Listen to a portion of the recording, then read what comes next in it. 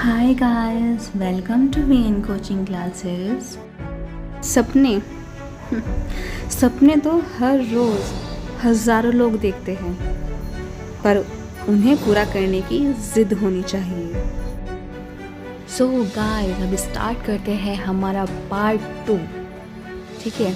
जब्त और ज़मींदार। मुगलों की आमदनी का प्रमुख साधन किसानों की उपज से मिलने वाला राजस्व था। ओब्वियसली वो हमने देखा है कि पिछले टाइम में हमारा जो इतिहास है उसमें कितना ज़्यादा ज़रूरी था किसानों का होना, उनकी इनकम पे डिपेंड था।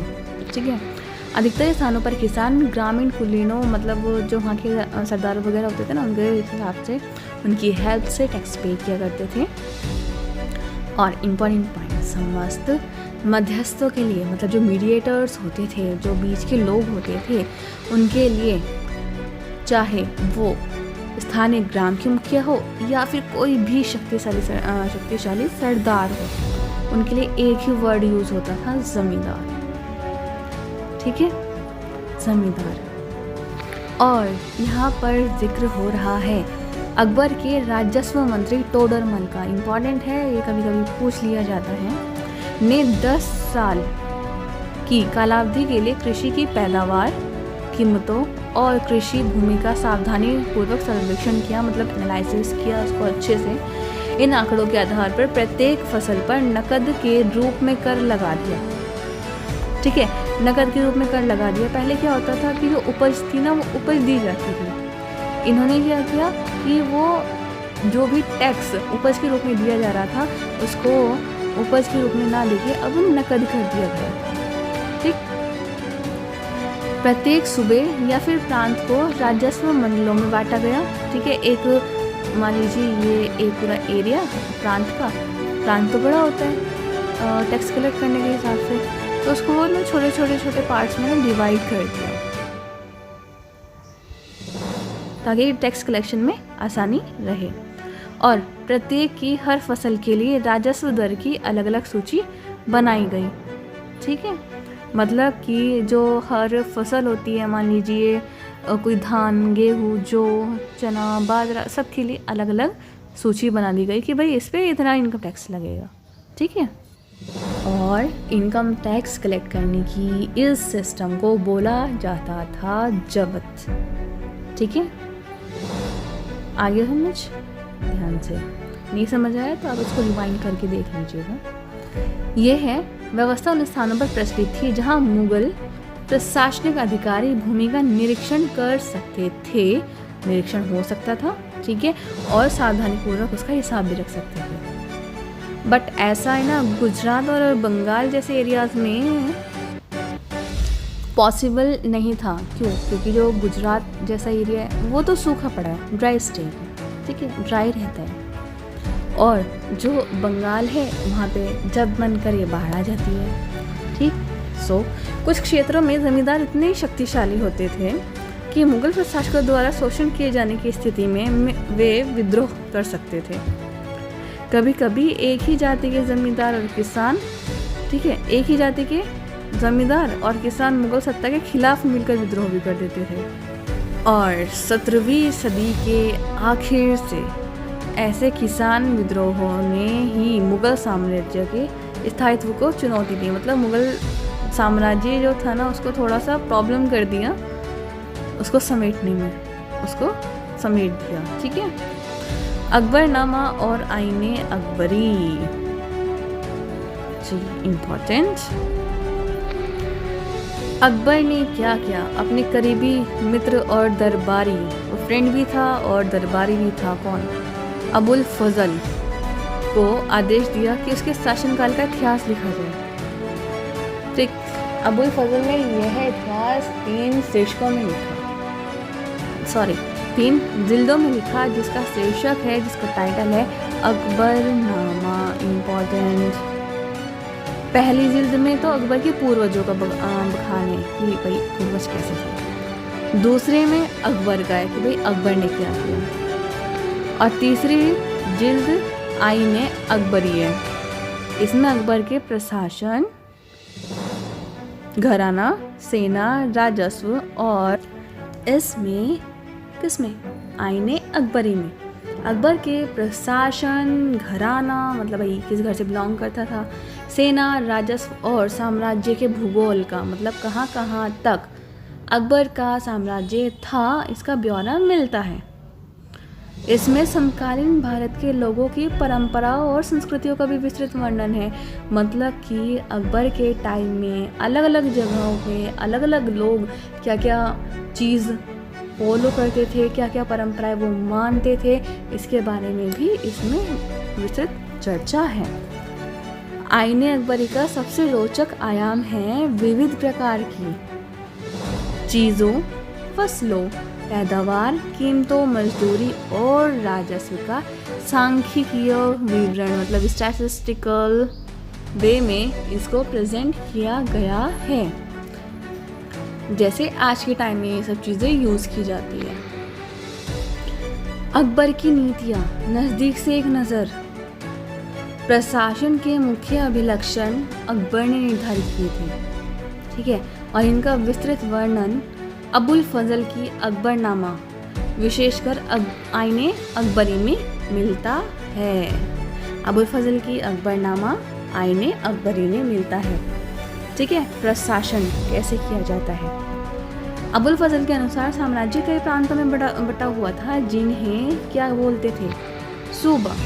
और जो सूबे के हेड होते थे, जो सूबे के एडमिनिस्ट्रेटर या फिर प्रशासक होते थे, उनको सूबेदार कहते थे, जो कि राजनीतिक, सैनिक दोनों प्रकार के कार्यों का निर्वाह करते थे। मतलब कि भाई राजा है और राज्य का काम भी देखना है और सैनिक काम भी देखना है, युद्ध वगैरह से रिलेटेड, ठीक। प्रत्येक प्रांत में एक वित्तीय अधिकारी भी होता था। वित्तीय मतलब फाइनेंशियल, वित्तीय पैसे से रिलेटेड अधिकारी भी होता था, जो दीवान कहलाता था। और कानून और व्यवस्था बनाए रखने के लिए सूबेदार को अन्य ऑफिसर्स का या फिर अन्य अफसरों का सहयोग प्राप्त था, जैसे कि बख्शी, ठीक, सैनिक वेतन अधिकारी, ठीक है, जो सैनिकों को वेतन देता था, बख्शी। सदर, धार्मिक और धर्मार्थ किए जाने वाले कार्यों का मंत्री, फौजदार, सेना नायक। और कोतवाल, नगर का पुलिस अधिकारी, ठीक है। ये देखिए यहाँ पर नूर जहाँ का फरमान, अब इसे थोड़ा सा हम पढ़ लेते हैं। मेहरुनिसा, ठीक है, मेहरुनिसा ने 1611 में जहांगीर से विवाह किया था। उसे नूर जहाँ का खिताब मिला। नूर जहाँ हमेशा जहांगीर के प्रति अत्यधिक वफादार रही, ठीक है, बहुत लॉयल रही वो जहांगीर के लिए और टाइम टाइम पे हेल्प भी करती रही। तो नूर जहाँ के सम्मान में जहांगीर ने चांदी के सिक्के जारी कर दिए, और जिसमें से एक और उसके स्वयं के खिताब उत्कीर्ण थे और दूसरी ओर यह वाक्य, रानी बेगम नूरजहां, ठीक, रानी बेगम नूरजहां के नाम से गढ़ा हुआ। चौकोर मोहर बताती है इधर कि उदात और महान महारानी नूरजहां बादशाह बेगम का आदेश, ठीक। गोल मोहर के अनुसार शाह जहांगीर के प्रताप से महारानी चंद्रमा जैसी वैभवशाली बन गई। हम कामना करते हैं कि नूरजहां बादशाह की इस युग की सर्वोत्तम महिला बने। ये एक ऐसी नॉर्मल सा दस्तावेज मतलब कि एक कागजात यहाँ पे बताया है। अकबर के अभिजात मतलब जो उसके अंडर में काम करने वाले लोग थे, वो बड़ी बड़ी सेनाओं का भी संचालन करते थे, ठीक है, और काफ़ी सारा वो राजस्व भी खर्च कर सकते थे। वो वफादार रहे, बट काम गड़बड़ हुआ 17वीं शताब्दी के एंड में, ठीक है। 1570 में जब अकबर फतेहपुर सीकरी में था ना, तो विभिन्न धर्म के जो धर्माधिकारी थे ना, मतलब जो धर्म के वो थे, मतलब धर्म के उपदेशक, जैसे उलेमा ब्राह्मण हो गए, या जेसुइट पादरी जो रोमन कैथोलिक थे, जरदुश्त धर्म के अनुयायियों के साथ, मतलब इन सब के साथ मिलके है ना उसने ना चर्चा ये करनी शुरू की, क्योंकि है ना धर्म वाली चीज़ों में अकबर का बहुत ज़्यादा इंटरेस्ट था, ठीक है, बहुत ज़्यादा अभिरुचि थी उस तरह, ठीक। तो उससे ये समझ बनी कि जो विद्वान धार्मिक रीति और मतान्धता,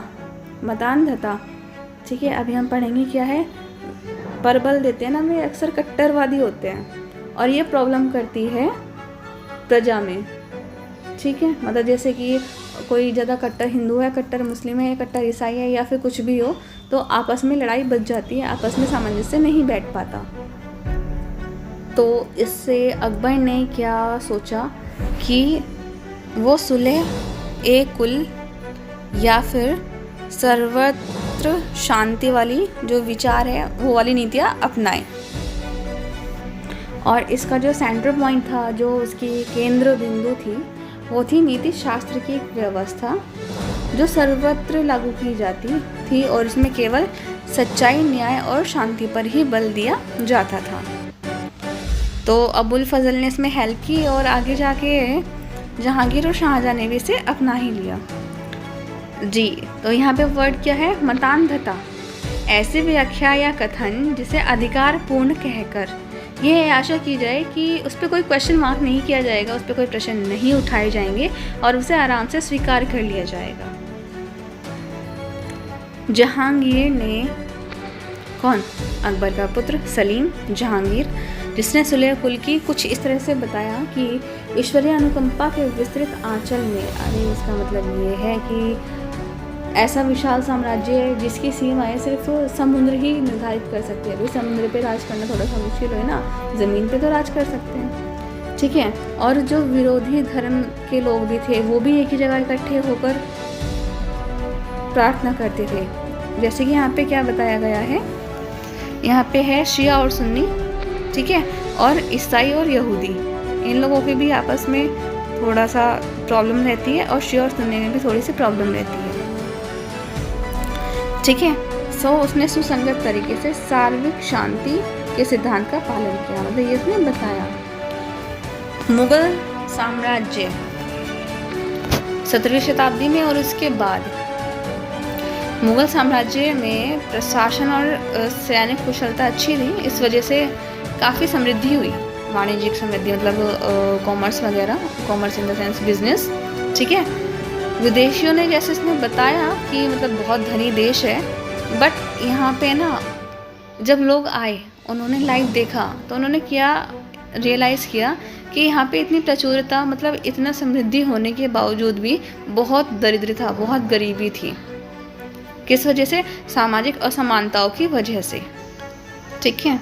और शाहजहां के शासन के 20वें वर्ष के दस्तावेजों से हमें पता लगता है, यहाँ पे इम्पॉर्टेंट पॉइंट है, ठीक है, शाहजहां के शासनकाल के 20वें वर्ष के दस्तावेज, ठीक, कि ऐसे मनसबदार जिनको उच्चतम प्राप्त था कुल 8000 में से 445 ही थे। कुल मनसबदारों की एक छोटी संख्या 5.6% को ही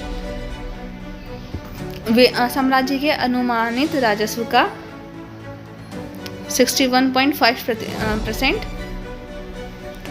उनके सवारों के वेतन के रूप में दे दिया जाता था, ठीक है।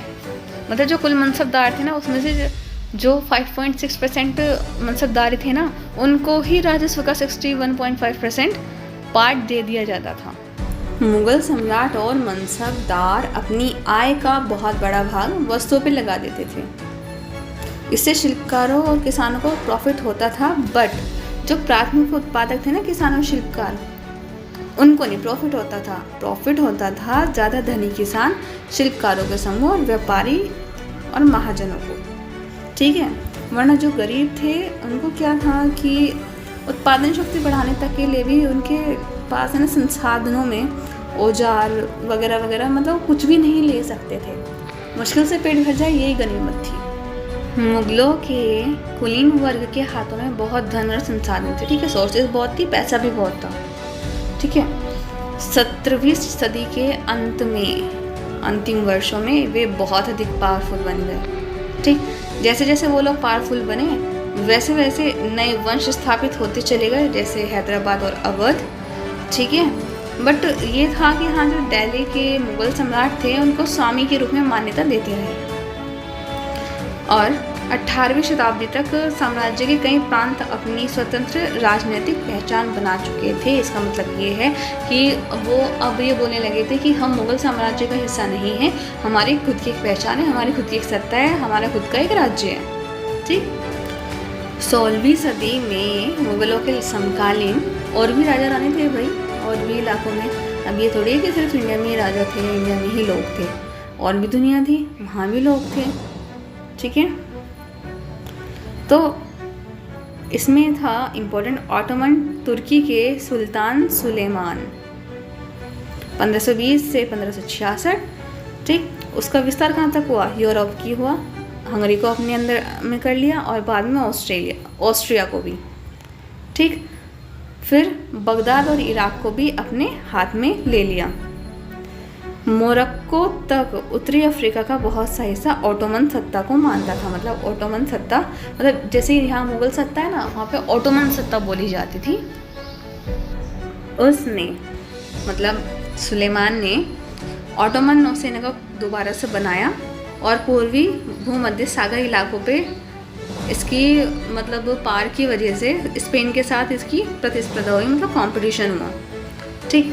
अरब सागर में इस नौसेना ने पुर्तगालियों को भी चुनौती दी, और सम्राट को अल कानूनी विधि निर्माता का खिताब दे दिया गया, क्योंकि उसने बहुत सारे नियम और कानून बनाए थे। ठीक है। बस ये था कि जो नियम कानून है वो अच्छे से एग्जीक्यूट हो जाए, अच्छे से लागू हो जाए, और किसानों को बेकार और भारी करों से बचाया जा सके। बाद में ये है कि भाई देखो, कोई भी सत्ता या कोई भी टाइम एक जैसा नहीं रहता, चेंज होता है। जिसका डाउनफॉल आएगा, जो नीचे जाएगा वो ऊपर भी बढ़ेगा, और जो ज़्यादा ऊपर बढ़ेगा वो नीचे भी गिरेगा। ठीक है। तो इसलिए सुलेमान कानूनी के काल को आदर्श शासन के रूप में याद किया जाने लगा। मतलब बहुत अच्छा काम किया था सुल्तान सुलेमान ने। और भी जिसको बोल सकते हैं समकालीन शासक अकबर के, इंग्लैंड के शासक रानी एलिजाबेथ, ईरान का सफाविद शासक शाह अब्बास। ठीक। और सबसे फेमस रूसी शासक जार इवान चतुर्थ बेसिलिएविच। ठीक। इवान द टेरिबल के नाम से कुख्यात। ठीक है। ये और राजा थे अकबर के टाइम में। सो गाइज, यहाँ पर ये पार्ट 2 में हमारा चैप्टर नंबर 4 कंप्लीट होता है। और अगर आपको पार्ट 1 नहीं मिला है तो आप प्लेलिस्ट में जाकर उसको देख लीजिएगा। आपको चैप्टर नंबर 1 to 3 भी मिल जाएंगे, और अगर आपको 6th क्लास की NCERT हिस्ट्री भी चाहिए वो भी आपको आराम से मिल जाएगी। So guys, please do like, do share, do support, do subscribe. Thank you. Meet you in next video.